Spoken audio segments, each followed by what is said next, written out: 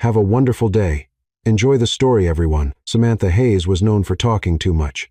She was authentic, witty, and had a sense of humor that always made people laugh. But she also had a talent for getting herself into trouble with her own words. And that morning, her big mouth almost ended her career. Balancing a cup of coffee, some reports, and her phone between her shoulder and cheek, she vented to her best friend in the group chat. Or at least she thought it was the right group. Seriously, I can't take Liam anymore.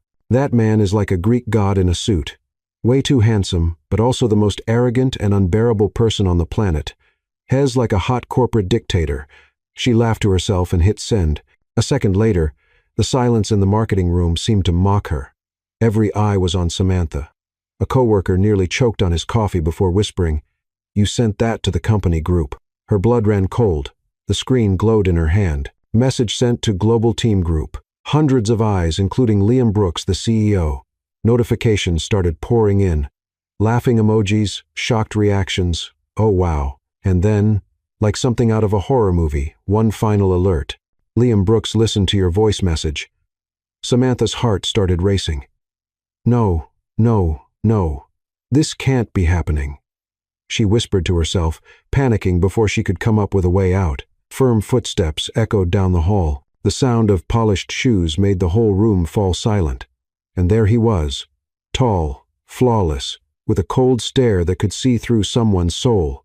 "Miss Hayes," he said in a deep, firm voice, not raising his tone. "We need to talk now."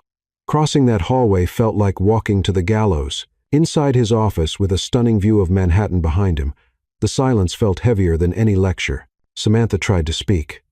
"Mr. Brooks, that was a misunderstanding." He raised an eyebrow, almost amused. "Hot corporate dictator? Is that how you see me?" Samantha swallowed hard, wishing she could disappear. But instead of getting angry, Liam stepped closer, a small smile forming at the corner of his lips. "There are many ways I could handle this situation. I could fire you today." He paused, letting the weight of his words sink in. "But I prefer another solution." Her eyes widened. "From now on, you'll be working directly with me. Every report, presentation, and meeting, we'll do it together every day." Samantha blinked, stunned. "Is this punishment? Let's just say it's a re-education. This should be interesting." His smile grew as if he had a plan in mind. She walked out of the office in disbelief. She hadn't been fired, but maybe this was worse. And as she walked back under the curious stares and whispers, one thought kept spinning in her head. Liam Brooks wasn't mad. No, he was enjoying this. And Samantha knew that smile of his was only the beginning of a game that could turn her whole life upside down. The next morning, Samantha tried to pretend everything was normal. She arrived on time, greeted her coworkers with her usual smile, and sat at her desk as if nothing had happened. But how do you act normal when the CEO of the company just made your life his personal reality show? It didn't even take 15 minutes for Liam to appear. "Good morning, Samantha. I see you're right on time," he said, appearing behind her like a silent, elegant ghost in a suit. She nearly spilled her coffee. "Mr. Brooks, you're very quiet these days. It's one of my many talents," he replied with that dry tone she was already starting to resent. "I need to review the sales report you prepared yesterday." Samantha frowned. "But that report isn't even from my department." "It is now. Remember our conversation yesterday," as if she could forget. Liam pulled a chair and sat next to her, so close she could smell his cologne. A very expensive one, of course. "May I ask why you're here? Direct supervision, remember." He pointed at her computer screen. "And by the way, that staple is crooked." Samantha looked at the staple, holding a few papers together. "Seriously, you're checking my staples now. Details matter, Samantha. Just like your posture. Your back is slouched." She straightened up automatically, then realized what she had done inside. "Don't you have anything else to do, like run a company?" Liam smiled slightly. "Running a company includes making sure all employees are aligned." "Speaking of alignment, how about we schedule a meeting for 3 to discuss what? Operational efficiency." Samantha blinked. "That doesn't even make sense. I work in marketing." "You work wherever I say now," he replied, standing up. "Oh, and Samantha, yes. Congratulations on your vocal boldness yesterday. It was very enlightening." He walked away, leaving Samantha with the urge to throw the bent paperclip at his head. At 3, she was in the meeting room alone, waiting. Liam came in 5 minutes later, carrying a folder and looking supremely bored. "So," he said, sitting across the table, "how are you adjusting to the new arrangement?" "Wonderfully. I love being micromanaged by someone who shows up out of nowhere to criticize paper clips. I see your usual good humor is still intact. It's a natural gift." Liam flipped through a few papers in the folder, clearly pretending to be busy. "Tell me, Samantha, do you still think I'm arrogant, or have I evolved into charmingly unbearable?" The question caught her off guard. Was he really quoting her audio? Well, she tilted her head, pretending to think seriously. "I think you've reached a whole new level. Arrogant, unbearable, charming, and intrusive. It's practically a talent." "Intrusive? You literally appear behind me without warning. It's like having a very well-dressed ghost supervisor." To her surprise, Liam almost smiled. "Almost. And what do you suggest I do? Wear a bell or maybe announce your arrival like medieval heralds?" "Here, yay. Hi, yay. The CEO is coming." This time he couldn't hide it. The corner of his mouth curved slightly. "You have quite the imagination." "Thank you. I have other qualities too, in case you're interested in discovering them." Liam looked at her for a moment, and Samantha felt something strange in the air, like they were playing a game neither of them really knew the rules to. "How about a coffee?" he asked suddenly. Now. They went to the break room where Samantha made 2 cups of coffee while Liam watched her every move. "Don't you have anything better to do?" she asked, stirring the sugar. "I'm doing exactly what I want to do, which is getting to know you better." The spoon stopped mid-stir. Samantha looked at him. "Get to know me better. You said some very interesting things in that audio. I want to know if there's more where that came from. You want me to keep bad-mouthing you. I want you to be honest like you were yesterday." Samantha laughed, a genuine amused sound. "Careful what you wish for, Mr. Brooks. My honesty can be dangerous. I'm willing to take that risk." She handed him the cup, and when their fingers briefly touched, she felt a strange spark. She said, trying to sound casual, "What's the plan? Follow me around until I make another epic mistake. Maybe I just want to see what other talents you're hiding besides vocal boldness." "Oh, I have plenty of talents. I can spill coffee on important people, trip over imaginary rugs, and create awkward situations out of thin air. Impressive resume. I work hard at it." They returned to the room, and Liam seemed more relaxed. Samantha noticed that when he wasn't being the intimidating CEO, he was almost normal. "Almost, she said, sitting back down. "You smile more than I expected. I do a little in the corner of your mouth like you're hiding fun secrets." Liam studied her carefully. "And you observe more than you should. That's another talent of mine." "How many talents do you have exactly?" "Still figuring that out, but I can guarantee they'll all give you a hard time." This time Liam laughed for real, a low, genuine sound that completely changed his face.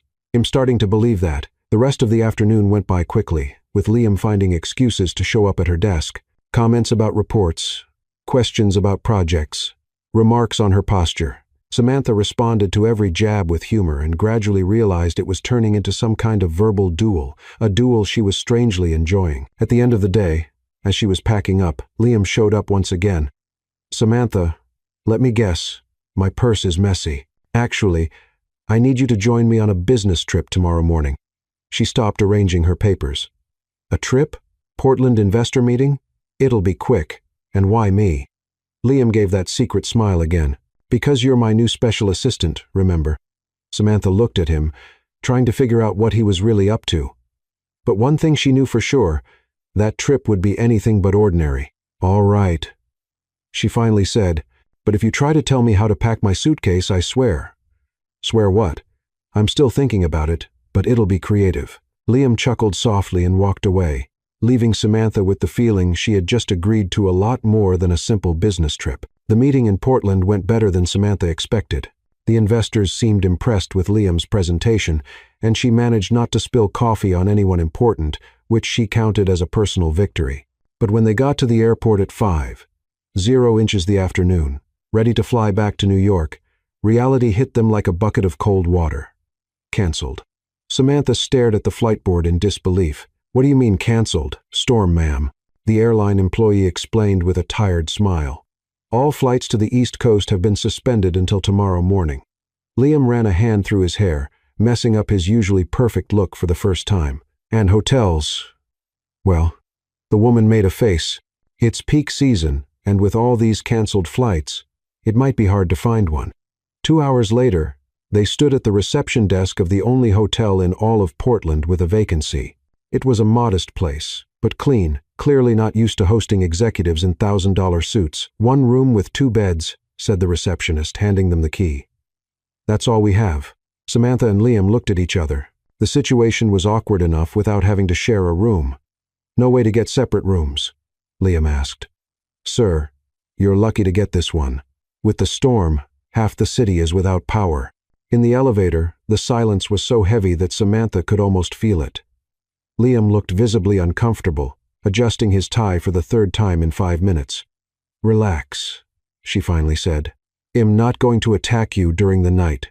I promise to keep my hands to myself. He glanced at her. That's not what I'm worried about. Then what? Liam hesitated. Do you snore? Samantha burst out laughing. Seriously, that's your concern that I snore? It's a valid question. Well, get ready to find out.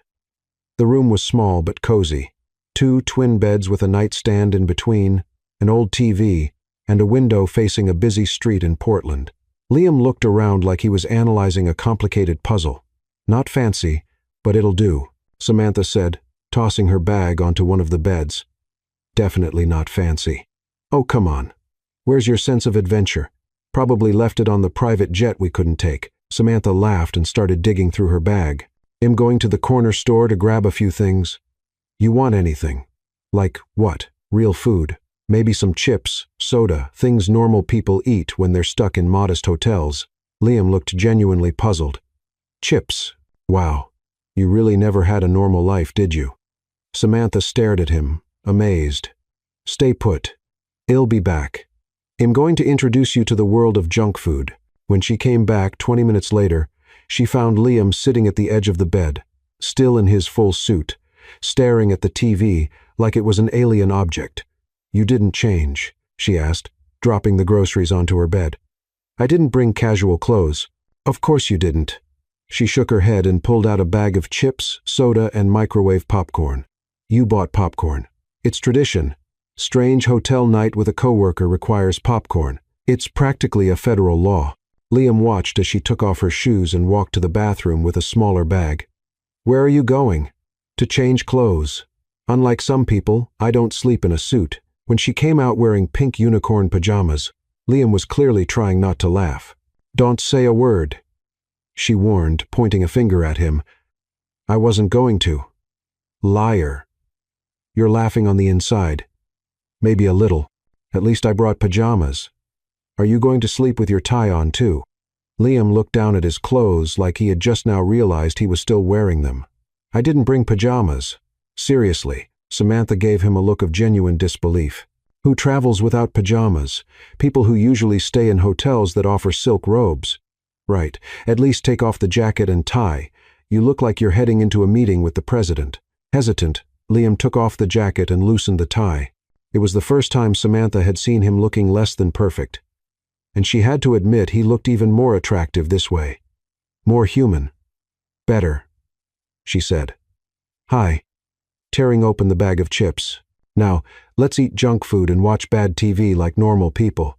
I don't eat chips. You're eating this today. She pushed the bag toward him. It's part of the experience. Liam cautiously picked up one of the orange snacks and studied it like it was a scientific specimen. Just eat it already, Samantha said, rolling her eyes. He took a bite, chewed slowly, and his expression shifted slightly. It's not terrible. High praise coming from you. She turned on the TV and started flipping through the channels. What do you usually watch? News, documentaries, economic programs? Of course you do. She stopped on an old romantic comedy. How about this? Seems frivolous. Perfect. Just what we need.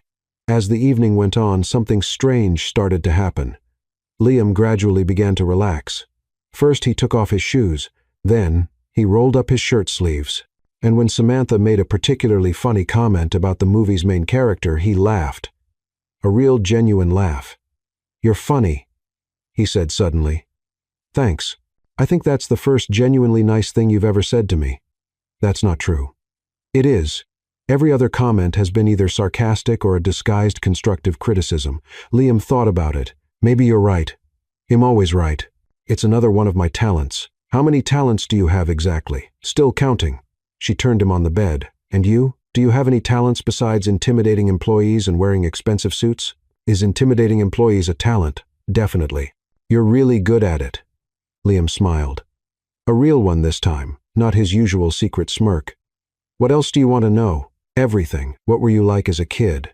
Were you always this serious? No. He hesitated, then continued. Actually, I was pretty wild. My mom used to say I was a hurricane on legs. No way. You. I swear. I once broke the living room window trying to play soccer inside the house. What happened? My mom made me pay for the repairs with my allowance. It took 6 months. Samantha laughed, picturing a young and mischievous Liam. And when did you become this serious, intimidating man? His expression changed slightly. When my father died, I was 16, and suddenly I had to grow up really fast. The tone of the conversation shifted, became more intimate. Samantha felt something stir in her chest, a tenderness she hadn't expected. I'm sorry. It was a long time ago, but it still hurts. Liam looked at her, surprised by her understanding. Sometimes they sat in silence for a moment, watching the movie without really paying attention. And you? He finally asked. Have you always been this spontaneous? My mom says I was born talking and never stopped. Samantha smiled. I was that kid who asked why about everything. Drove everyone crazy. I can imagine. My parents got divorced when I was 12. I think that's when I learned to use humor as a shield. What do you mean? If you make everyone laugh, they don't notice you're sad inside. Oh, and studied her closely. Do you still do that? Sometimes, she shrugged. It works most of the time. But not always. Not always. They looked at each other, and Samantha felt something shift in the air between them, as if they were truly seeing each other for the first time. Do you want popcorn? She asked suddenly, needing to break the intensity of the moment. Sure. She walked over to the tiny microwave in the room and put the popcorn in. While she waited, Liam came closer, standing beside her. How long does it take? A few minutes. She was very aware of how close he was, of the warmth radiating from his body. Liam. Yes. You're different from what I thought. Different how? More human. He chuckled softly. Thanks, I think. The popcorn started popping in the microwave, and Samantha went to get ice from the bucket she had filled earlier. But when she turned around quickly, she bumped into Liam, who was standing right behind her. Ice went flying everywhere, some cubes hitting his chest. Oh no! Samantha started laughing. Sorry. Liam looked at the ice cubes sliding down his shirt, and to her surprise, he started laughing too. You even managed to be clumsy with ice. It's a special talent. She picked up a cube from the floor, and on impulse threw it at him. Liam's eyes widened as the ice hit his shoulder. You didn't just do that? I did. She picked up another cube, laughing. And I'll do it again. What followed was a completely childish and ridiculous ice war. They ran around the tiny room laughing and throwing cubes at each other like kids. Liam, with his wet shirt and messy hair, looked years younger, and when they finally stopped, breathless and laughing, they were standing very close to each other. The laughter faded gradually. Liam raised his hand and brushed a strand of hair from her face. Samantha, he said softly. Yes, I. That's when the fire alarm went off. The shrill sound filled the room, completely breaking the moment. They quickly pulled apart, looking around in confusion. What was that? Liam began. Oh no, the popcorn. Samantha ran to the microwave where smoke was pouring out of the edges. I forgot about the popcorn. She opened the door and a cloud of smoke escaped, making the alarm blare even louder. The popcorn was completely burned, black as coal. How do you even burn popcorn? Liam shouted over the alarm. It's another one of my talents. She shouted back, trying to wave away the smoke with a towel. It took them 10 minutes to shut off the alarm and air out the room. By the time they managed, they were exhausted, soaked from the melted ice cubes, and embarrassed by the moment that had almost happened. Well, Samantha said, trying to break the awkwardness, at least we're not going to starve. We still have Doritos. Liam ran a hand through his wet hair. Maybe we should try to get some sleep. Tomorrow is going to be a long day. Yeah, you're right. They got ready for bed in silence, each avoiding looking at the other. Samantha curled up in her bed, pretending to be comfortable, while Liam lay stiff as a board. "Samantha," he said in the dark. "Yes. No snoring. Okay." She smiled into the darkness. "You either." But neither of them really slept that night.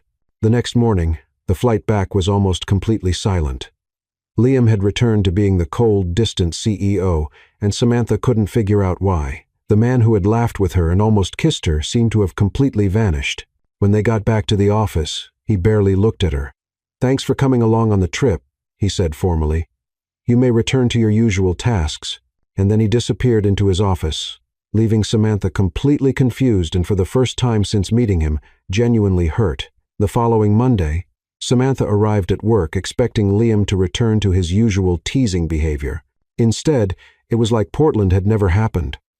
Liam passed by her desk 3 times that morning without even glancing her way. When she tried to greet him in the hallway, he just nodded briefly and kept walking. And when she offered coffee, something that had become a tradition between them, he declined without even looking up. "No thanks. I don't need coffee today." Samantha stood there in the hallway holding 2 cups and feeling completely foolish. "All right," she mumbled to herself. "I guess we're back to the robot CEO program." What bothered her the most wasn't just how cold he was acting. It was the fact that she was genuinely hurt, and that was ridiculous because there was nothing between them besides a few jokes and a moment that almost happened. Almost being the key word. "You okay?" asked Megan, her coworker. "You look like you swallowed a whole lemon." "I'm fine. Why wouldn't I be?" "I don't know. You've got that look like you lost a bet and ended up with a bill to pay. That's such a weird comparison." "It's a talent of mine." Megan studied her. "Are you sure you're okay? You and the boss seem to be getting along better lately." Samantha nearly choked. "Me and Liam getting along. Where did you get that idea?" "Oh, please." Everyone in the office noticed the teasing, the little smiles, that trip to Portland. It was work. Sure it was. And I'm the first lady. Samantha decided to change the subject before Megan asked more uncomfortable questions. "Do you know if he's all right, Liam? I mean, he seems grumpier than usual today." "Grumpier than usual? Wow. That's nearly impossible." Megan thought for a moment. "Actually, he turned down coffee from 3 different people this morning, and you know how much he depends on caffeine. So, it wasn't just her that made Samantha feel a little better, but also more worried." The rest of the morning dragged on like a snail climbing a wall. Samantha tried to focus on her work, but her mind kept going back to Portland.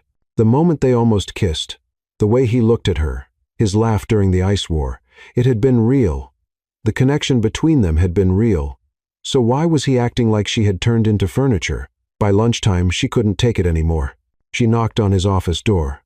"Come in," said the familiar voice, cold as refrigerator ice. Liam was behind his desk, typing. He didn't even look up when she entered. "Do you need something, Miss Hayes?" "Miss Hayes." They were back to formal mode. "Actually, yes. I need to understand what's going on." Now, he looked up, his expression perfectly neutral. "I'm not sure I understand. You've been acting like I have some kind of contagious disease since we got back from Portland. I'm not treating anyone differently. I've simply returned to appropriate professional behavior."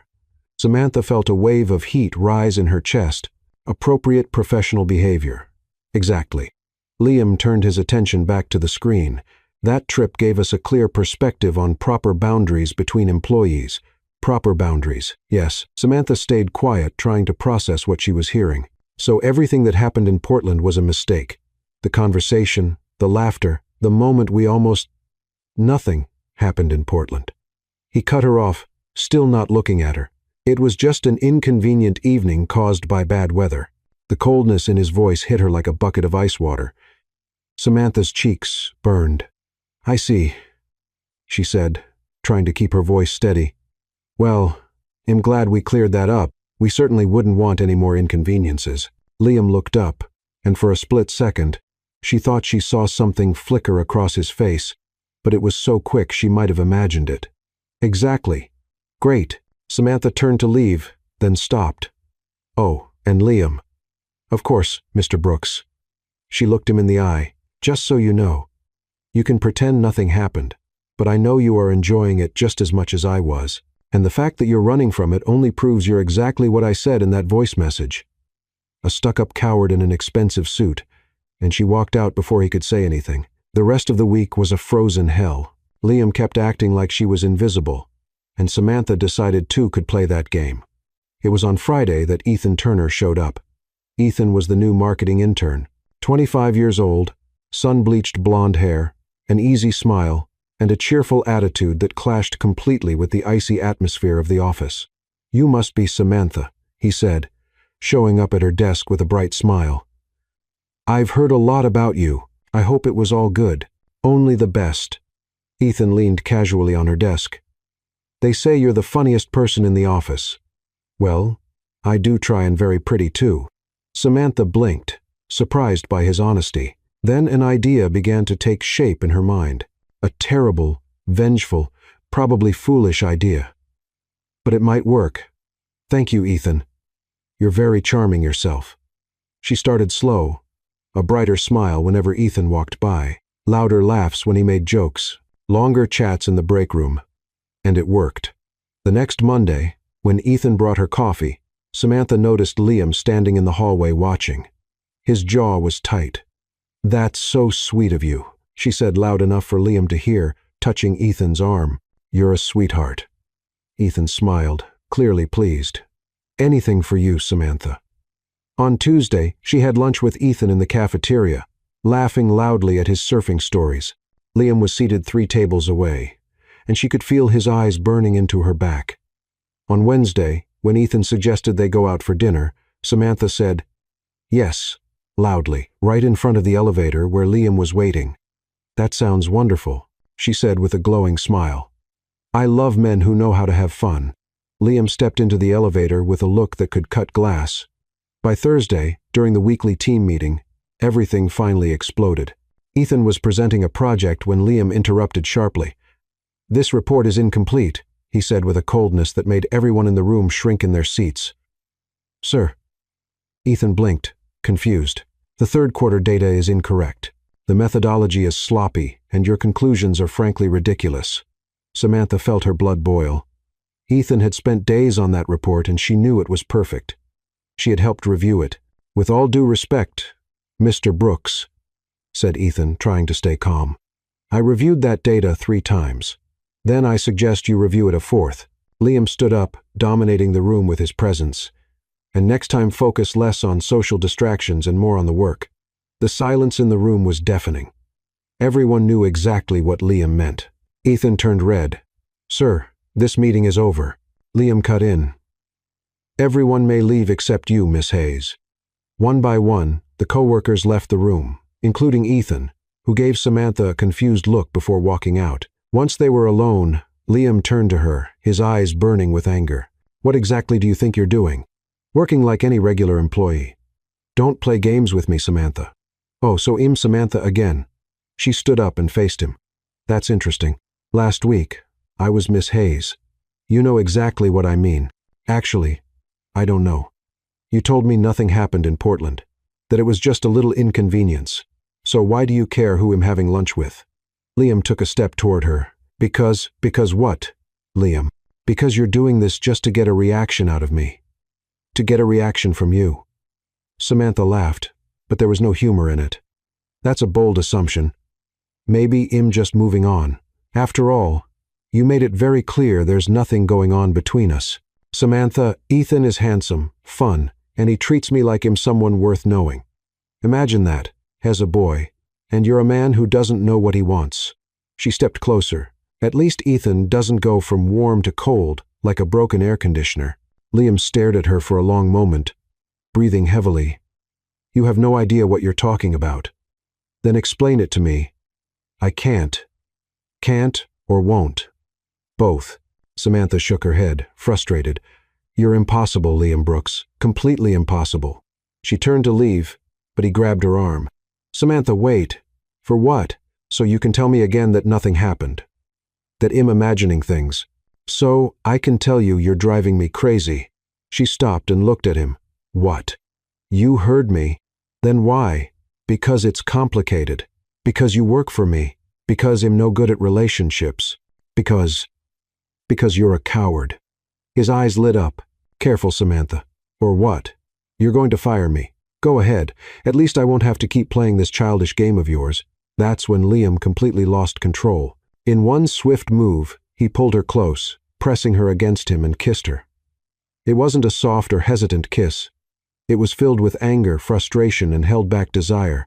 Samantha was shocked for a second, then melted into him, returning the kiss with the same intensity. Weeks of tension, teasing, and silent longing exploded in that moment. When they finally pulled apart, both were out of breath. "Don't flirt with anyone," he whispered against her lips. "Except me." And then, like a spell had been broken, they realized where they were in the meeting room with the door wide open. Anyone could have seen them. "Liam, Samantha, come to my place tonight," he said, his voice low. "Please." Samantha looked into his eyes and saw everything he couldn't put into words. All right. That night changed everything between them. Liam showed a side of himself she had never seen. Vulnerable, passionate, real. And when morning came, Samantha woke up in his arms, feeling whole for the first time in a long time. But reality hit like a cold bucket of water when she noticed the time. "Liam," she shook him. "I need to get home and change. We're going to be late for work." He smiled sleepily. "We can be a little late. Easy for you to say when you're the boss." She laughed, already getting up. "I need to keep up appearances." An hour later, Samantha arrived at the office trying to look normal. Though her heart was still racing from the night before, she had barely sat down at her desk when she noticed something was off. The looks, the way conversation stopped when she walked by, the secretive little smiles exchanged between coworkers. "Morning, Megan," she greeted her colleague, trying to sound casual. Megan nearly spilled her coffee. "Oh, Samantha, good morning." Her voice was unusually high. "So, how was your night?" "Normal." "Why?" "No reason." "Absolutely no reason." Megan laughed nervously. "You look well rested." Before Samantha could ask what was going on, Ryan from accounting passed by her desk, humming softly. "Someone had an interesting night." Samantha frowned. "What are you all talking about?" That's when Laura from HR appeared, holding her phone with a look that was somewhere between amused and concerned. "Samantha, you need to see this." What she saw made her want to hide under her desk. It was a photo of her and Liam in the meeting room kissing passionately. The quality wasn't great, obviously taken in a rush, but you could clearly tell it was them. "Where did you get this?" Samantha asked, her face getting hot. "Someone posted it in the office WhatsApp group." Laura explained. "It's already made the rounds." "Made the rounds?" "Everyone's seen it." Samantha looked around the office and realized, yes, everyone really was looking at her. Some with curiosity, others with disapproval. Huff, and a few with something that looked like envy. "Great," she muttered. "Just perfect." "On the bright side," said Megan, trying to lighten the mood. "You and the boss make a very attractive couple." "Megan." "What?" "It's true. You've got that opposites attract thing going on. You're all spontaneous, and he's all methodical. Controlling might be a better word." Samantha muttered that too. The rest of the morning was an emotional roller coaster. Some coworkers came to say hello, others made sarcastic remarks about unconventional promotion methods, and some simply ignored her. The worst part was when she walked past Victoria's desk from administration and clearly heard, "I always knew she was up to something. No one's that funny without an agenda." Samantha stopped and turned around. "Sorry, Victoria. Did you say something?" Victoria turned red. "I know. I was just spreading gossip about my personal life." "How mature of you, Samantha." "I didn't mean don't worry. I understand perfectly." Samantha smiled, but there was no warmth in it. "Just one question. Are you upset because I'm dating Liam or because he never looked at you twice?" Victoria turned even redder and quickly went back to her work. "Wow," Megan murmured, having seen everything. That was harsh. It was deserved. By noon, Samantha was emotionally drained. Every conversation, every glance, every whisper made her feel like she was under a microscope. That's when Liam showed up. He walked through the office with his usual confidence, greeting people, acting like nothing had changed. When he reached her desk, the entire office went silent.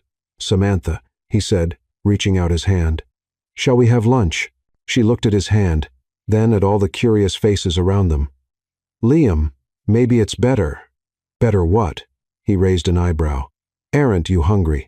I am, but then let's go. Samantha took his hand, feeling everyone's eyes on them as they walked toward the elevator. You saw the pictures, she said as soon as the doors closed. I did. And you're not worried. Liam looked at her with an amused expression. Why should I be? Because now everyone knows and people are talking, making comments. So what? So what? Oh, and this affects your professional reputation, Samantha. He stopped the elevator between 2 floors and turned to her. I don't care what people think about my personal life, but I do. They're saying I'm taking advantage of the situation, that I have ulterior motives. Do you? Do I what? Have ulterior motive? Samantha looked at him. Of course not. Then why do you care what they say? Before she could answer, Liam kissed her again right there in the stopped elevator. Oh, she protested when they pulled apart. Someone could walk in. Let them. He restarted the elevator. There's no turning back now, Samantha, and I don't want there to be. In the cafeteria, Liam deliberately chose a table in the middle of the room. Samantha tried to sit with her back to the crowd, but he gently turned her chair. Don't hide, he said softly. You didn't do anything wrong. I feel like I did. Why? Because she hesitated. Because now we're the office's main entertainment, and because I don't know if you're doing this because you really want to, or because you feel obligated after what happened. Liam stopped eating and looked at her seriously. You think I feel obligated? I don't know what you feel. Yesterday you ignored me. Today you're making public statements. It's confusing. You're right. He sighed. I was confused, maybe scared. Scared of what? Of you. Of what I feel for you. Of what it means. Samantha felt her heart race. And now I've decided to stop fighting it. In the following weeks, they settled into a routine. Secret meetings on the company rooftop during breaks, where they could talk without curious stares. Notes discreetly left on each other's desks. Inside jokes only they understood. Liam started leaving flowers on her desk every Friday, always with funny cards that made her laugh loud enough for everyone to hear. To the only person who can burn popcorn and still be perfect. Oh, thanks for teaching me that Doritos can be a balanced meal. Your favorite CEO. Gradually, the nasty comments faded. Some coworkers even began rooting for the couple, especially after seeing how much more Liam smiled when he was with her. But it wasn't all sunshine. Samantha started noticing little things like how Liam sometimes grew distant during personal conversations, how he changed the subject when she asked about his past, how there was a hidden sadness in his eyes at unexpected moments. Have you ever been married? She asked one afternoon while they shared sandwiches on the rooftop. Liam nearly choked. Why that question? Female curiosity. You're 32, successful, good-looking. You must have broken a few hearts along the way. Some, he answered vaguely. Someone special. Liam stayed silent for so long, she thought he wouldn't answer. No one, he finally said. That answer bothered Samantha more than it should have. She tried to ignore the feeling, but the doubt began to grow like a seed in fertile ground. The following week, while Liam was in a meeting, she needed to pick up some documents from his office. That's when it happened. Looking for the papers in the desk drawer, her fingers found something unexpected. A letter, or rather part of a letter, as if the rest had been torn off. Without thinking, she read the visible words. I know you will never forgive me for what I did, but you need to know that I still love you. I know you still love me too. What we had was real, even though it ended so terribly, Emily. Samantha felt her stomach drop. That letter seemed recent. The handwriting was feminine, delicate in the tone. Samantha. She jumped quickly, hiding the letter. Liam was standing in the doorway, watching her with an expression she couldn't read. Did you find the documents you needed? He asked. Yes, she lied. I found them. But in truth, she had found much more than she was looking for. Samantha spent the rest of the day pretending everything was normal, but the letter burned in her mind, like a mark. Every smile from Liam, every gentle gesture, every sweet word felt like a lie now. Because when she had asked if there was someone special, he had said no. And now that letter confirmed something else. When he invited her to dinner, she accepted, but only because she needed answers. At the Italian restaurant they had chosen, Liam was relaxed, telling a funny story about a meeting gone wrong, but Samantha could barely focus. You're acting strange today, he observed, cutting into his risotto. Did something happen? Actually, yes. Samantha set down her fork and looked at him. I need to ask you something. Go ahead, about Emily. Liam stopped chewing. The change in his expression was instant, as if a wall had gone up between them. What about Emily? Who is she really? And don't give me that someone from the past story. I saw the letter. Liam, what letter? The letter in your drawer. Her letter. Liam closed his eyes for a moment, as if gathering strength. You went through my things. I was looking for the documents you asked me to get. The letter was right there in plain sight. Samantha leaned forward. So, are you going to tell me the truth, or do I have to guess? Liam let out a heavy sigh. Emily was my fiancée for 3 years. Fiancée. Samantha felt her stomach drop. And what happened? We broke up 2 weeks before the wedding. 2 weeks. That must have been a complete nightmare. The invitations had already been sent, the cake ordered, the venue booked. We had to cancel everything. Samantha could see the pain in his eyes. Even after all these years. Why did you break up? Liam stayed silent for so long. She thought he wouldn't answer. She cheated on me, he finally said, his voice low, with my best friend in my apartment, in our bed. Liam. Samantha reached out to touch his hand, but he pulled away. I came home early from work to surprise her. The surprise was mine. I'm sorry. That must have been terrible. It was. He gave a short laugh, but there was no humor in it. 3 years of a relationship. 1 year engaged. And she threw it all away for one night with my best friend. And the letter, the one I found, she writes to me from time to time asking for forgiveness, saying it was a mistake, that she wants a second chance. Samantha felt something cold settle in her chest. And do you consider giving her that second chance? Liam looked at her as if she had said something absurd. Of course not. I've never trusted anyone again since then. But you trust me. Liam hesitated. It's complicated. Complicated? How? Samantha, what happened between us was unexpected. Intense. But I can't what? I can't allow myself to feel anything real again. I can't trust anyone anymore. The words came out like a confession forced from him. Not after what happened. Samantha felt like she'd been punched in the stomach. So what am I to you? A convenient distraction. That's not it. Then, what is it? Because it feels exactly like that. Liam ran his hand through his hair, clearly struggling with himself. You are important to me, more important than you should be, but not important enough for you to truly trust. Samantha, you don't understand. I understand perfectly. She stood up from the table. You're afraid, and I understand fear, Liam, but I can't accept being treated like I'm disposable. Where are you going? Home. I need to think. Samantha, wait, but she was already walking out of the restaurant. The fight that followed in the days after was epic. Liam tried to talk to her at the office, but Samantha kept him at arm's length with sharp comments and fake smiles. You're being childish, he said during a meeting, when she deliberately ignored him. And you're being way too realistic. She shot back. Maybe that's why we were such a good match. Their co-workers watched the exchanges like a tennis match, with tension growing each day. It was on Friday that Liam finally snapped. I need to talk to you now. He showed up at her desk like a storm. I'm busy. I wasn't asking. In his office with the door shut, they finally faced each other. This has to stop, Liam said. What? My work? Because I've done everything perfectly. This coldness, these sarcastic remarks were in the middle of a workplace. Samantha, I thought you liked professionalism, not when it's being used as a weapon. I learned from the best. Liam stared at her for a long moment. Is this what you want? For me to say I love you? The question caught her off guard. I want you to stop acting like having feelings is some kind of terminal illness. What if it is? His voice was filled with pain. What if every time I start to feel something, I remember her in my bed with him? What if I just can't trust anyone anymore? Samantha felt her heart breaking for him and for herself. Then you need time to work that out. And I need space to decide if I can wait for you to grow up. Samantha, 1 month, she said. Let's go 1 month without talking, without seeing each other outside of what's necessary for work. After that, either you decide you really want to try, or we end this for good. Liam was silent. 1 month.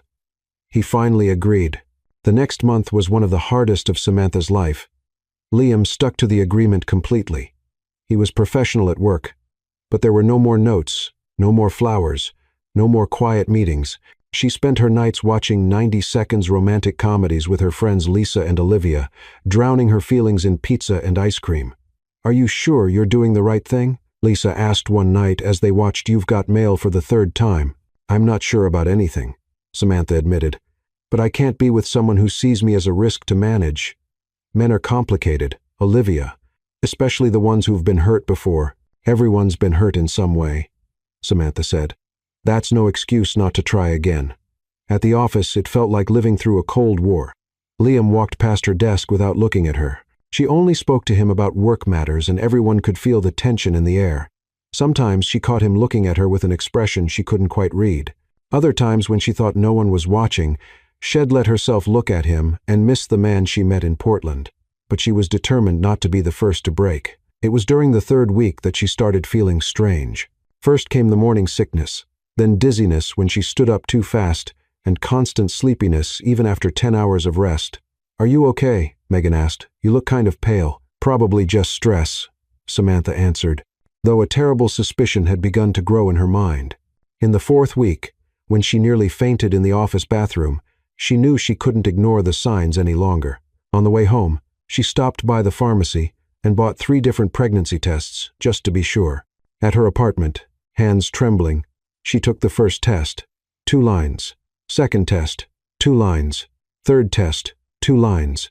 Samantha sat on the bathroom floor, staring at the 3 positive tests, and one word echoed in her mind: pregnant. She was pregnant with Liam Brooks' child, the man who was afraid of real feelings, the man who saw her as a risk, the man who had spent the last month avoiding her. And now, they'd be connected forever, whether they liked it or not. Samantha spent the whole night awake, staring at the ceiling, switching between wanting to laugh and wanting to cry. Pregnant. She was pregnant with the most emotionally unavailable CEO in Manhattan. "Perfect," she muttered into her pillow. "Just perfect. As if my life wasn't complicated enough." She imagined the conversation. "Hi, Liam. Remember me? That employee you've been avoiding for a month? Well, I've got some interesting news." The next morning, she arrived at the office with a kind of determination she didn't know she had. She had spent hours rehearsing what she would say, but every time she saw Liam from afar, the words slipped right out of her mind. "You look like you've seen a ghost," Megan said, and then argued with it. "Thanks for the free psychological evaluation, always available when needed." Megan studied her. "Seriously, what's going on? You've been acting strange for days." "I'm fine." Fine for you would mean cracking jokes about the bad coffee or making up funny nicknames for clients. "You've been way too quiet." Samantha tried to smile. "Maybe I'm evolving, becoming a more thoughtful person." Heaven forbid. You being thoughtful is a scary concept. By 5, Samantha knew she couldn't delay it any longer. She waited until Liam left for the parking lot, took a deep breath, and followed him. He was standing by his car, talking on the phone when she walked up. As soon as he saw her, he quickly ended the call. "Samantha." His voice was cautious. "Is something wrong? You could say that." "Yes." Liam looked at her closely, noticing for the first time how tired she seemed. "Are you okay? You look pregnant." The words came out before she could stop them. The silence that followed was deafening. Liam stood so still she wondered if he had stopped breathing. "What did you say?" "You heard me just fine." Samantha crossed her arms, trying to look braver than she felt. "Congratulations, Liam. You're going to be a father." Liam didn't move, as if he were processing something in a foreign language. "Are you sure?" 3 different tests, all positive. Unless I bought defective ones on sale. "Yes, I'm sure." "When did you?" "I found out last night." Samantha let out a humorless laugh. "Funny how life has its own weird sense of humor, doesn't it? We go a whole month without speaking, and now we're connected forever." Liam finally moved, stepping closer to her. "Samantha, look. I'm not telling you this because I want anything from you. You made it clear you don't want anything serious, but I thought you had the right to know. Stop. I can handle this on my own. I have a good job, a decent apartment." "Samantha, stop talking." She closed her mouth, surprised by the firmness in his voice. Liam stepped closer, standing right in front of her. Then, to her complete surprise, he reached out and gently touched her stomach. "There's a baby in there," he said, in awe. "Yeah, that's more or less how it works." Our baby. Technically, yes. Liam looked up at her and Samantha saw something she didn't expect. Genuine joy. Then let's do this together. She blinked. Excuse me. You and me, let's do this together. Liam, you don't understand. 5 minutes ago, you couldn't even look at me. Now you're saying, we'll do this together. I know it sounds confusing. It sounds crazy. Maybe it is. He smiled. A real smile she hadn't seen in weeks. But you know what I realized over this past month? What? That I miss you. Every day, every hour. His voice softened. I miss your jokes, your smile, the way you make me laugh even when I'm mad. Samantha felt her heart racing. Liam, I love you, Samantha. The words came out like a confession. Am I scared? Of course. Am I terrified? Absolutely. But I love you more than I'm afraid. You're only saying this because of the baby. No, I'm saying it because it's true. He took her hands in his. The baby just gave me the courage to admit what I already knew. Samantha felt tears stinging her eyes. How do I know you won't run again when things get scary? Because now I have 2 reasons to stay. He touched her stomach again. You and our child. Daughter. She corrected automatically. How do you know? Woman's intuition. She's going to be a stubborn little girl just like her mom. Liam laughed. God help us. In the weeks that followed, it was like Liam had turned into a completely different person. He showed up at her desk with specialties for morning sickness. He obsessively researched pregnancy and shared random facts. Did you know the baby already has fingerprints? He said during lunch. Liam, it's only been 8 weeks, and the heart is already beating. You read the entire book last night, didn't you? Maybe. They rescheduled the doctor's appointment together and Samantha couldn't deny she was touched by his dedication. Liam took notes during the doctor's explanations, asked technical questions, and seemed genuinely fascinated by the entire process. First ultrasound today, said Dr. Thompson, a kind woman in her 50 seconds. Let's take a look at our little one. Samantha lay down on the exam table. Nervous. Liam held her hand and gave it a gentle squeeze. It's okay, he whispered. We're about to see our baby. The doctor applied the cold gel to Samantha's belly and moved the probe. The screen filled with blurry black and white shapes. Let me find it here. The doctor murmured, moving the equipment. Ah, here it is. A tiny shape appeared on the screen, pulsing rhythmically. The heart, the doctor explained, beating perfectly. Liam squeezed Samantha's hand tighter, eyes locked on the screen. It's amazing, he whispered. And very active. The doctor added, continuing the exam. Let me get a better look. Suddenly, she stopped frowning. What is it? Samantha asked, instantly alarmed. Is something wrong? No, nothing wrong. The doctor smiled. Actually, we have a surprise here. What kind of surprise? Liam leaned forward. Look right here. The doctor pointed at the screen. 1 baby and here a 2nd baby. The room went completely silent. A second, Samantha began. Twins. The doctor confirmed with a big smile. Congratulations, you're having twins. Samantha felt the world spin around her. Twins, she repeated as if the word were in another language. As in 2 babies at the same time. Exactly. Oh my goodness. Samantha covered her face with her free hand. 2 babies. 2 kids. 2 college tuitions. 2 weddings someday. Liam, on the other hand, started laughing. Not a little chuckle, a real joyful laugh that filled the room. Liam, Samantha looked at him like he'd lost his mind. Why are you laughing? This is a disaster. It's not a disaster, he said, still laughing and kissing her hand. It's perfect. Perfect. 2 babies are perfect. Have you lost your mind? Maybe. He smiled at her with so much love that Samantha felt her heart melt. But think about it. Now we have twice the reason to make this work, or twice the chances for everything to go wrong.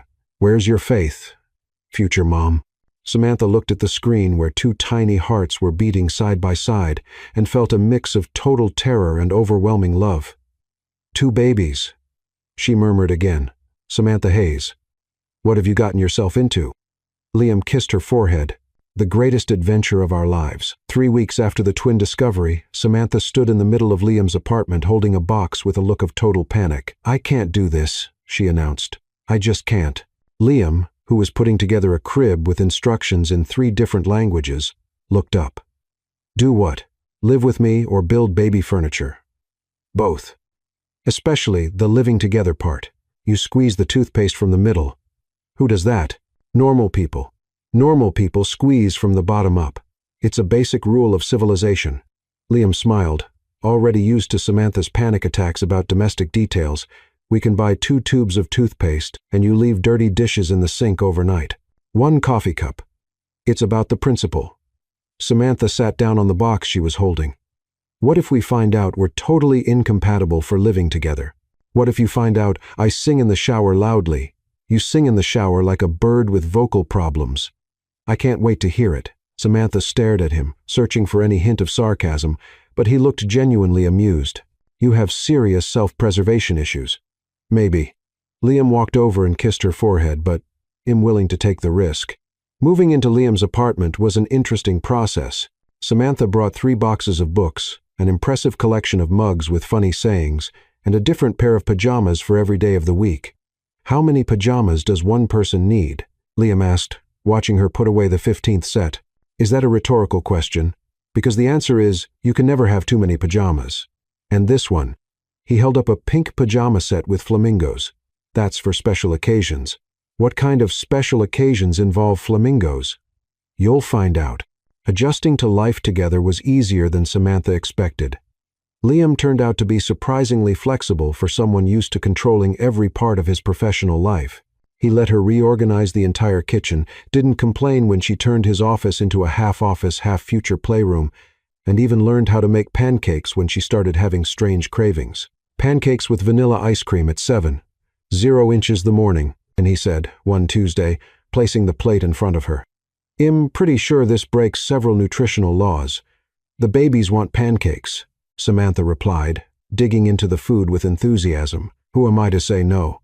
How do you know it's the babies and not you? Because I usually hate pancakes in the morning. Now I love them, so it's the babies. Flawless logic. They spent weekends shopping for furniture for the baby's room, an activity that revealed some very real personality differences. We're going to need 2 of everything, Liam said, jotting down notes on his tablet. 2 cribs, 2 changing tables, 2 dressers. Or we could just improvise, see what works. Improvise with newborns. Why not? Our parents improvised with us, and we survived. Our parents didn't have twins, minor detail. But Liam was determined to have everything perfectly organized. He made spreadsheets with feeding schedules, researched the best diaper brands, and even bought a book on how to raise twins with maximum efficiency. You do realize babies aren't business projects, right? Samantha asked one evening, finding him making charts about infant sleep patterns. In preparing. You're going overboard. Maybe a little.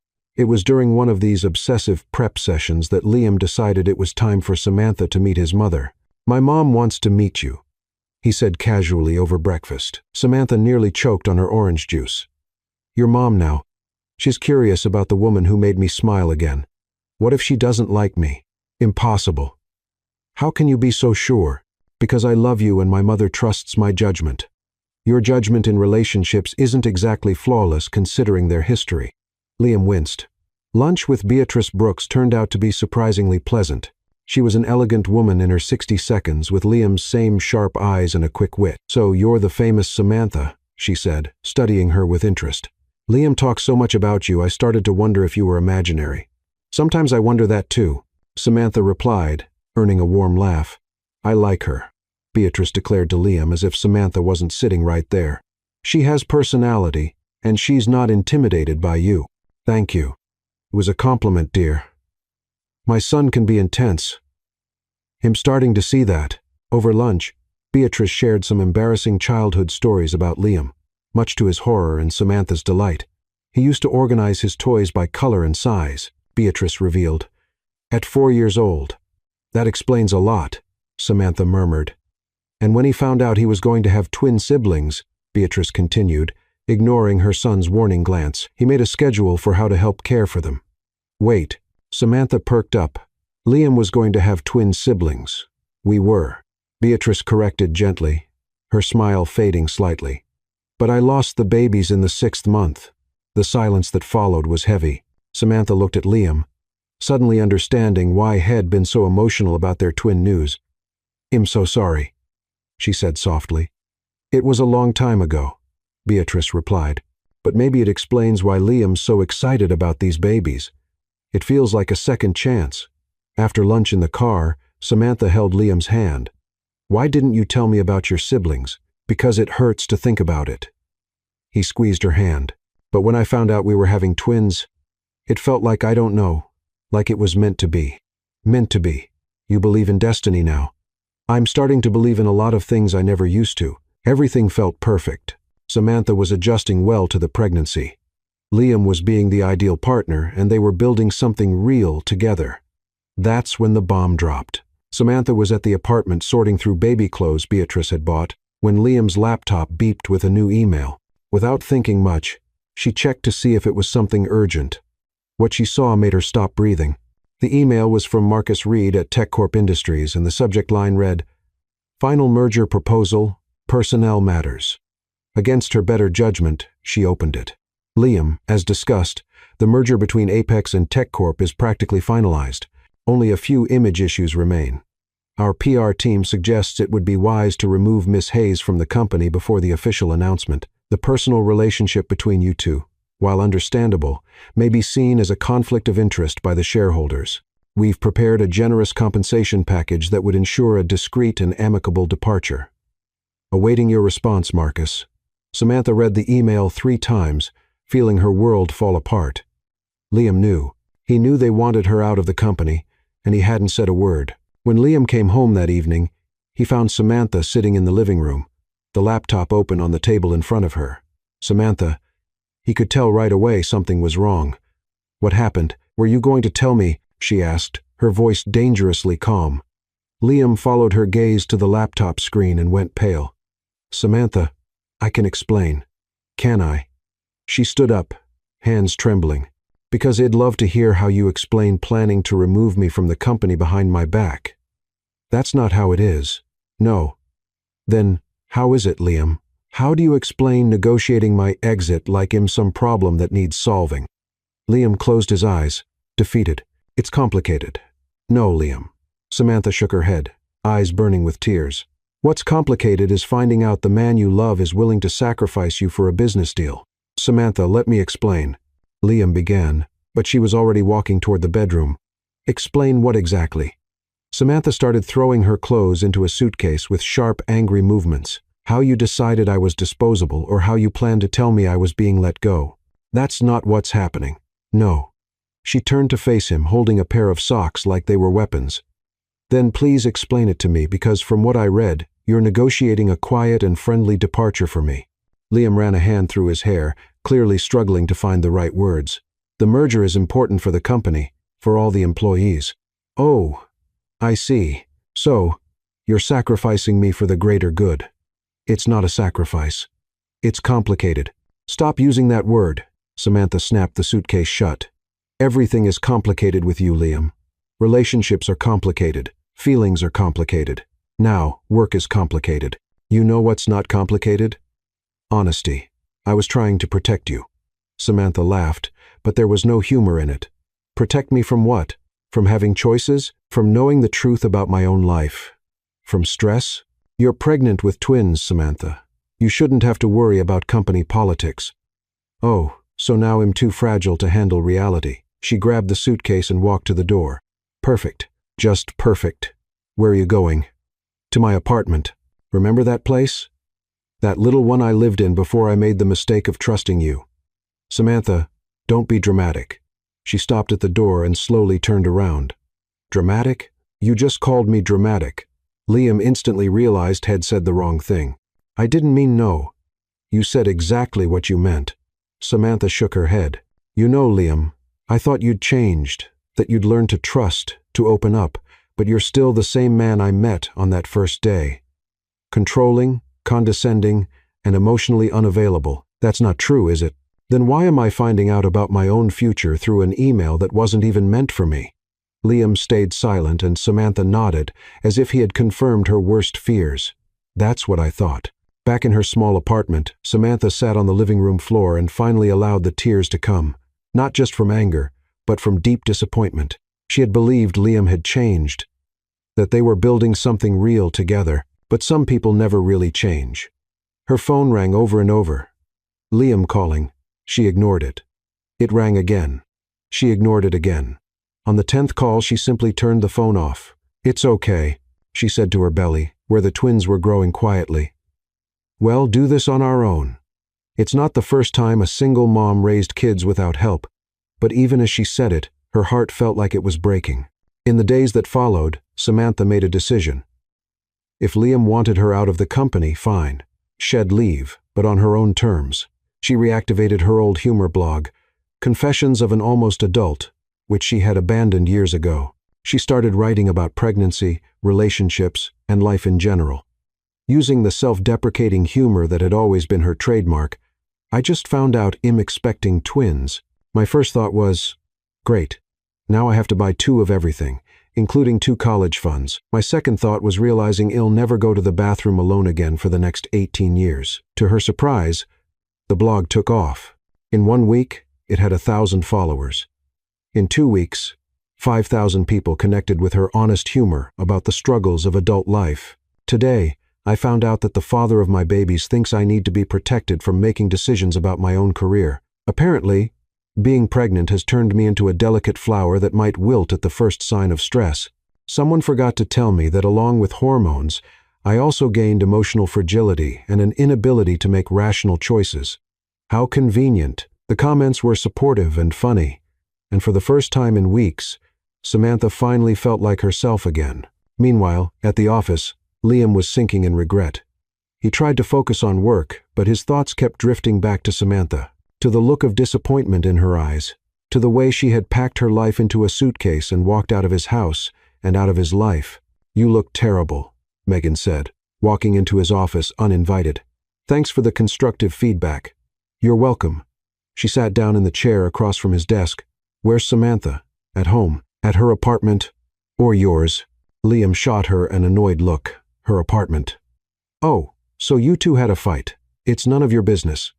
"Of course it is. Samantha's my friend, and you're an idiot if you let her go." "Megan, no, listen to me." She leaned forward. "I've worked here for 5 years. I've never seen you truly smile until you met Samantha. And now you're back to your usual grumpy, unbearable self." "My usual self." "Exactly. And frankly, I prefer the happy version of you. So, whatever you did, undo it." "Oh, inside. It's not that simple. Why do men always think things are more complicated than they really are?" Megan stood up. "Do you love her?" "Yes." "Does she love you?" I think she does." "Then stop being proud and go after her." After Megan left, Liam was alone with his thoughts, and for the first time, he admitted the truth to himself. He had chosen business over Samantha again, just like Head always done since Emily, always choosing the safe, controllable option instead of taking a real risk. But Samantha wasn't Emily, and now he was losing not only the love of his life, but also the best version of himself. That's when he knew what he had to do. The next morning, Samantha was at home working on a new blog post when someone knocked on the door. She opened it to find a delivery person holding a huge bouquet of sunflowers, her favorite flowers. Tucked inside the bouquet was an envelope. With trembling hands, she opened it and read, "Samantha, I know I don't deserve it, but I need to see you. One last conversation. If after that you want me out of your life, except for the babies, you'll understand. Meet me today at 6:0 Central Park near the lake by the bench where we sat on our second almost first date. I have something important to tell you and a question to ask." "Liam, a question." Samantha looked at the flowers, then at the note, then at her belly where the babies were growing. Part of her wanted to throw the flowers away and ignore the invitation, but another part, the part that still loved him despite everything, was curious. What kind of question could Liam Brooks possibly have that was so important? At 5:45, she found herself walking towards Central Park, wearing a simple light green dress and comfortable sneakers, wondering if she was making the biggest mistake of her life, or maybe, just maybe, giving them one last chance. Samantha arrived at Central Park 5 minutes late, mostly because she had to stop 3 times to tie her shoes. Being pregnant with twins was making simple tasks surprisingly complicated. As she neared the lake, she saw Liam sitting on the bench she had mentioned. But it wasn't the corporate Liam she knew. He wasn't wearing a tie. He was in jeans and sneakers, a sight so unusual she had to blink twice to be sure it was really him. "You came," he said, standing up as she approached. "Curiosity," she replied, trying to keep the tone light. "And you're dressed like a normal person. Thought he'd try something different. Where's the suit? Isn't the world going to end without you in a suit?" Liam gave a nervous smile. "Turns out the world is more resilient than I thought." Samantha sat on the bench, leaving a cautious space between them. "So, what's this question that couldn't be asked over the phone?" Liam sat beside her, but not too close. His hands were slightly shaking, and she realized he was more nervous than she'd ever seen him. "First, I need to say a few things." "I'm listening." Liam took a deep breath like he was preparing for a speech he had practiced 1,000 times. "You were right about everything about me being controlling, condescending, and emotionally unavailable. About me choosing work over you. About not trusting you enough to make your own decisions." Samantha blinked, surprised by the raw honesty. "Okay, I didn't expect you to admit that so easily. I've been doing a lot of thinking, and I realized I was doing with you the same thing I've done in every relationship in my life. Keeping distance, managing variables, protecting myself from getting hurt again. And I realized I was losing the best thing that ever happened to me because of fear." Tears started to form in his eyes, and Samantha felt her heartbeat faster. "Liam, please let me finish." He turned to face her fully. "Before you, I was just existing. I went to work, came home, slept, repeated. There was no joy, no laughter, no surprise, no real life. And now I want it all. I want to wake up every day curious about what funny thing you're going to say. I want to see you burn popcorn and make a mess in the kitchen. I want to argue over toothpaste and hear you sing in the shower like a bird with vocal problems." Despite herself, Samantha smiled. "Go on. I want to be there when our children are born. I want to see their first steps, hear their first words, and watch them probably inherit your gift for creating impossible situations." "They're going to be perfectly normal," Samantha objected. "With you as their mother? Impossible." Liam smiled, tears in his eyes now. "And I can't wait to see what kind of chaos they'll bring to our lives." "Liam, why are you telling me all this?" "Because you taught me how to live, Samantha. Truly live. And now I want to live everything with you." That's when he slipped off the bench and knelt down on the grass. "Oh my God," Samantha whispered. "What are you doing?" "Something I should have done a long time ago." Liam pulled a small blue velvet box from his pocket and opened it. Inside were 3 rings. 2 tiny ones clearly made for babies and a larger one with a simple but elegant diamond. "Samantha Hayes," he said, voice thick with emotion. "Will you marry me? And will you let me be the fully dedicated, probably overprotective father of our children?" Samantha looked at the rings, then at Liam on one knee in the grass, then at a few people who had stopped to watch. "You brought rings for the babies?" she asked, laughing and crying at the same time. "I thought they should be part of the proposal too. They're tiny. They're symbolic. Well, save them until they grow. This is the most ridiculous and sweetest thing anyone has ever done for me. So, is that a yes?" Samantha looked at him, this impossible, frustrating, wonderful man, and felt her heart overflow. "Yes," she said, laughing and crying all at once. "Yes, it's a yes." Liam slipped the ring onto her finger with trembling hands, then stood up and kissed her as people around them clapped. "Are we really doing this?" she asked when they pulled apart. "Apparently." Liam smiled, wiping tears from her cheeks. "Any regrets? Ask me in 50 years. I'll ask every year just to be sure." "Good. That way, I can change my mind if you go back to wearing a tie every day." "Never again." "Liar. Maybe just on Mondays." The next few months passed like a joyful whirlwind. They planned a simple wedding in Beatrice's backyard with just family and close friends. Liam insisted on hiring a wedding planner, but Samantha was determined to keep it personal and relaxed. "No ice swans or chocolate fountains," she said firmly during a meeting with the planner. "But that would be so elegant." The woman protested. "Elegant isn't our style. Our style is chaotic but full of love." Liam laughed. "She's right. We want something that feels like us. And what are you two? 2 people who fell in love because one of them burned popcorn and the other found it charming." A week before the wedding, 7 months pregnant, Samantha was at the bakery doing the final cake tasting. Liam was beside her, taking notes on flavors like it was a crucial business decision. "The chocolate and strawberry one is perfect," Samantha said, attacking the third sample. "You said that about the vanilla too. I can change my mind. Bride's prerogative. And the lemon too sour for ouch." "What is it?" "Nothing. Just ouch." Samantha bent over, holding her belly. "Samantha." "Liam," she said, looking at him with a mix of panic and excitement. "I think my wedding dress is going to have to be a hospital gown." "Why?"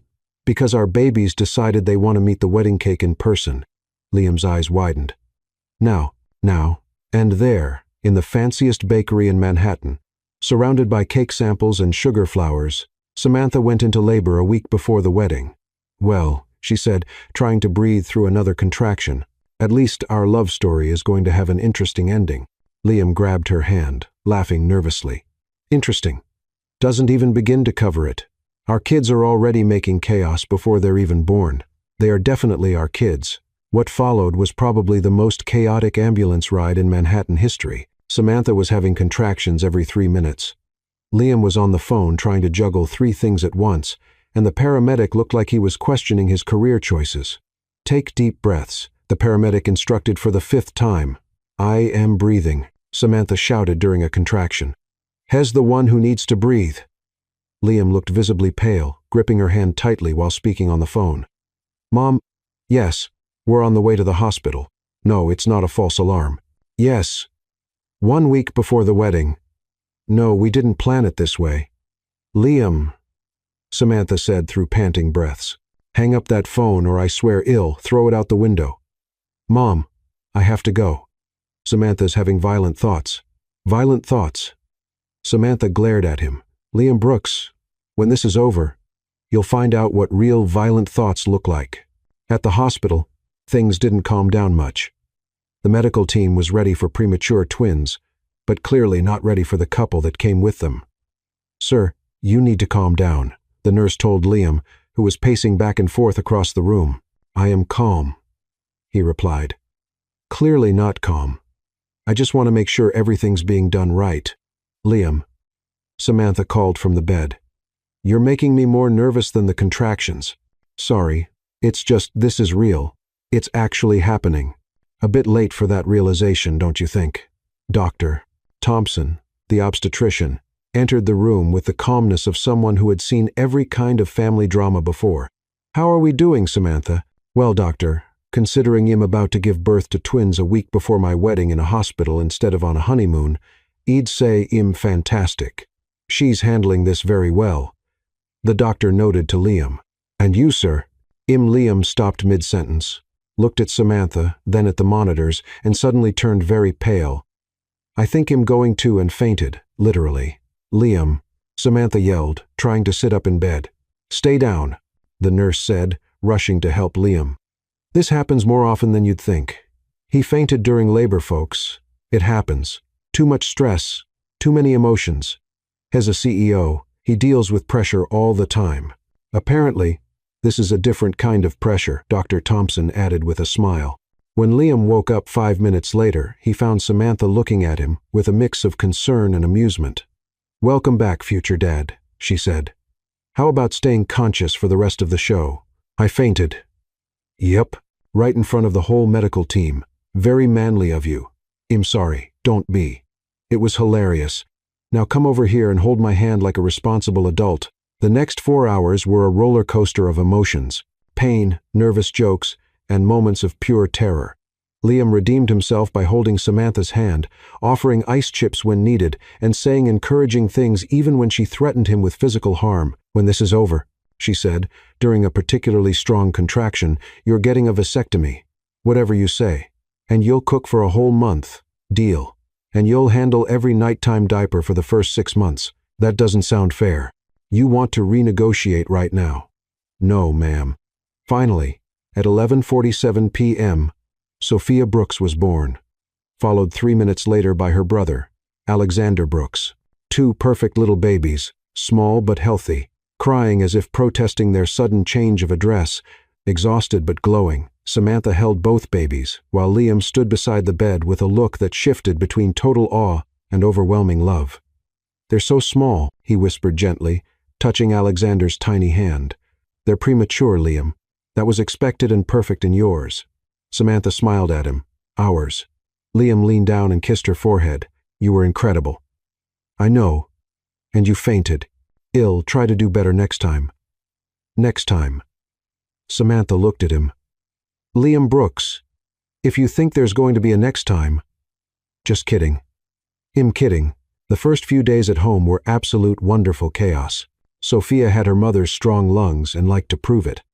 At 3.0 inches the morning, Alexander was quieter, but had a special talent for pooping, right as his diaper was being changed. How can two such small people make so much work? Liam asked one morning, holding Sophia while Samantha nursed Alexander. It's one of nature's mysteries. Like how they know exactly when we've just fallen asleep so they can start crying, and how they always manage to make sure they never sleep at the same time. It's military strategy. They're testing us.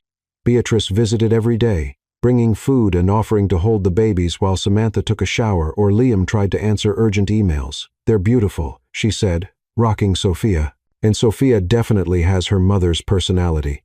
How can you tell? She complains a lot and wants constant attention. Hey, Samantha protested. It was a compliment, dear. After 2 weeks at home, once they finally found something that resembled a routine, Samantha noticed something important. Liam, she said one night while they took turns rocking Alexander back to sleep.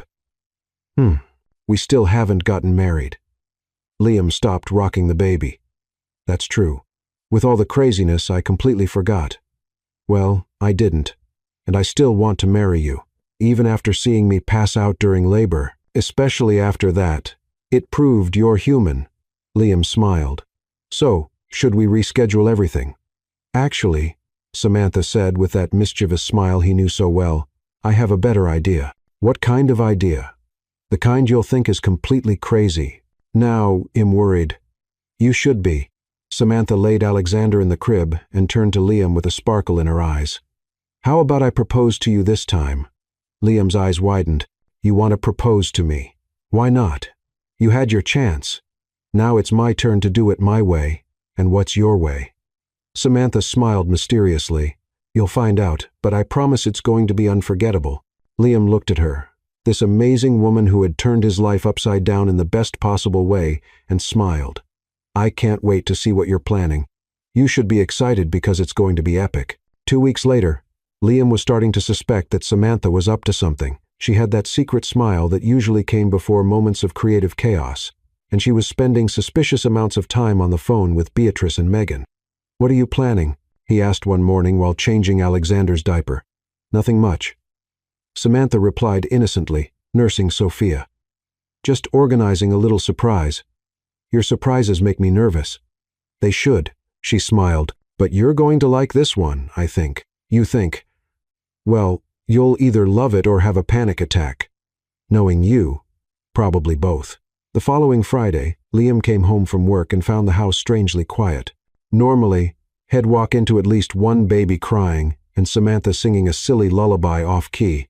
Samantha, he called, heading up the stairs. Up here, came her voice from the bedroom.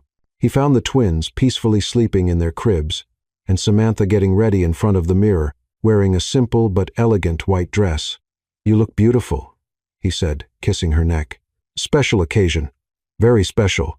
She turned to him with a radiant smile. Put on your best outfit. We have somewhere to be. What kind of event? The kind that will change our lives forever again. 20 minutes later, they were in the car with the babies, driving toward the new house Liam had bought for them. A house with a spacious yard and enough rooms for a growing family. Why are we going to the new house? Liam asked, more confused by the minute. Because that's where we're having our engagement party. Our engagement party. Well, technically, it's going to be our proposal party because I haven't officially proposed to you yet. Liam stopped the car in the driveway and looked at her. Samantha, what did you do? Something epic, just like I promised. When they got out of the car, Liam saw that the yard had been transformed. There were small lights strung through the trees, tables decorated with simple flowers, and about 20 people, close family and friends, waiting for them. Samantha, he started, but she was already pulling Sophia out of her car seat. "No speeches yet," she said. "First, let's greet our guests." Beatrice was the first to come over with tears in her eyes and a huge smile. "My son," she said, hugging Liam, "get ready for something unforgettable. Mom, you knew about this." "Knew, sweetheart. I helped plan it. Your fiancée is a woman of initiative." Megan showed up beside them, holding Alexander. "Liam, you look like you've seen a ghost. I have no idea what's going on." "What's going on is that Samantha decided you two waited long enough to get officially married, so she organized everything." "Everything? What?" "You'll see," Megan said with a mysterious smile. For the next hour, Liam greeted friends and family, everyone clearly in on some plan he knew nothing about. There were co-workers, including Ethan, who apparently had forgiven Liam for the public embarrassment, Samantha's college friends, and even Dr. Thompson, the obstetrician. "Doctor, why are you here?" Liam asked, confused. "Your fiancé invited me, said I was part of your story. Technically, you helped us bring our children into the world. It only seemed right to have you here when we officially get married." Liam turned to find Samantha behind him, holding a hand-painted wooden sign. "Samantha, what?" "Shh." She raised a finger to her lips. "It's my turn to talk." To his surprise, she stepped up onto a chair in the middle of the garden, holding the sign against her chest. "Everyone," she called out, "can I have your attention?" The conversation stopped, and all eyes turned to her. "Thank you. So, you might be wondering why you're here on a Friday night in the backyard of our new house, watching a woman who gave birth to twins 2 weeks ago climb onto a chair." Laughter echoed through the garden. "The answer is simple. Liam proposed to me a few months ago and I said yes, but then our babies decided to arrive during the wedding cake tasting, and we ended up postponing everything." "Why is she telling our whole life story?" Liam whispered to Beatrice. "Because that's how she does things. Now hush and listen." "But I realize something important," Samantha continued. "Liam already had his chance to propose. He gave me a beautiful proposal in the park with a ring, and everything very romantic and traditional." She turned the sign around, revealing big, colorful painted letters. "Liam Brooks, will you marry me before the babies say mommy before daddy?" The garden burst into laughter and applause. Liam stood there looking at the sign, then at Samantha, then at all the smiling faces around him. "Well," Megan called out, "are you going to answer or keep her waiting?" Liam started laughing. Not a quiet chuckle, but a full, genuine laugh that filled the garden. "Samantha Hayes," he said loud enough for everyone to hear, "you are the craziest, most unpredictable, and most wonderful woman I've ever met." "So, is that a yes or a no?" "It's an absolute yes." He climbed up on the chair next to her and kissed her as everyone clapped and cheered. "Now you're officially engaged," Megan announced. "Again. And to make it official," said Beatrice, appearing with Sophia and Alexander in her arms, "the ring-bearers would like to do the honors." What followed was probably the most chaotic ring exchange in history. Sophia started crying just as Beatrice tried to tie the little pillow with the rings to her hand. Alexander spit up on Liam's ring, and when they finally managed to exchange rings, both babies decided it was time for a simultaneous diaper change. "Well," said Samantha, holding Liam's hand as Beatrice took the babies inside, "at least our official ceremony will be more traditional." "Official ceremony? You think I planned all this just to swap rings?" Samantha smiled. "Liam Brooks, we still have a wedding to celebrate." That's when Dr. Thompson stepped forward, pulling a wallet from his pocket. "As it happens," he said, "in addition to being a doctor, I'm also a licensed minister, and I'd be honored to officiate this wedding if you're both ready." Liam looked at Samantha, then at the friends and family around them, then at the house where their babies were being changed by their grandmother, and his heart swelled with joy. "Samantha Hayes," he said, taking both her hands, "will you marry me right now here in this crazy garden surrounded by people who love us and 2 babies who will probably cry through the whole thing?" "Liam Brooks," she replied, tears in her eyes. "I couldn't imagine a more perfect way." The ceremony was everything Samantha had promised. Epic, unforgettable, and completely theirs. Dr. Thompson gave a heartfelt speech about love growing in chaos. Beatrice cried through the entire thing. Megan was the impromptu maid of honor, and Ethan surprisingly was the stand-in best man. And yes, both Sophia and Alexander cried through the vows. For that reason, "Doctor," Thompson said, raising his voice over the baby's wails, "I now pronounce you husband and wife. Liam, you may kiss your bride." The kiss was met with cheers, joyful shouts, and the unmistakable sound of twins protesting all the excitement. "Welcome to married life," Beatrice said, handing the babies back to them, with built-in soundtrack included during the party that followed, with music, homemade food brought by the guests, and lots of laughter. Liam and Samantha managed to steal a few moments alone on the porch. "So," he said, gently rocking Sophia while Samantha nursed Alexander, "we're really married now, officially, legally, and with witnesses. And you pulled it all off by yourself with help from your mom and Megan and basically everyone you know." Liam laughed. "How did I not notice you all were planning this? Because you were busy being a new dad and trying not to panic every time the babies made weird noises. They make a lot of weird noises." "Liam, yes. Do you regret any of it? The voice message I messed up? The chaos we caused at work? Me turning your life upside down?" Liam looked at her, his wife, now the mother of his children, the woman who had turned his carefully managed life into a wonderful, chaotic adventure. "You know what I've learned," he finally said. "What?" "That real love doesn't come from perfection. It comes from two imperfect people who refuse to give up." Samantha smiled. That bright smile that had captured his heart from day one. "Well," she said, "then we're on the right track because we are definitely not perfect, perfectly imperfect, and our kids will be too. I can't wait to see what kind of chaos they bring." Samantha laughed, looking out at the yard full of people they loved, at the house that would be their home, at the babies in their arms. "Well, Mr. Brooks," she said, "get ready with our family. The adventure is just beginning."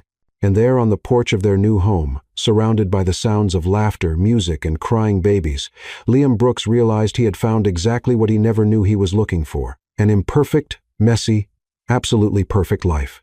All because, one day, a voice message was sent to the wrong group. And sometimes the best mistakes are the ones that change everything for the better.